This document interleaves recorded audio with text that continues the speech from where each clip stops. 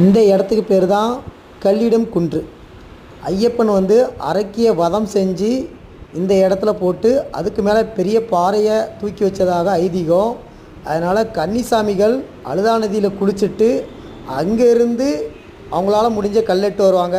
எட்டு வந்து இந்த இடத்துல வந்து போடுவாங்க, கல்லிடம் குன்று என்ற இடத்துல. இப்போ இந்த இடத்துல கல்லை போட்டு போட்டு ஒரு குட்டி மலை போல் உருவாகிட்டு, இப்போ அந்த கல்லை போடுறதுக்கு அதுவே ஒரு மலையில் ஏறி கொண்டு போடுற மாதிரி இருக்குது. அவ்வளோத்துக்கு சாமி வந்து அவ்வளோ கல் போட்டிருக்காங்க. இந்த இடத்து பேர் தான் கல்லிடம் குன்று.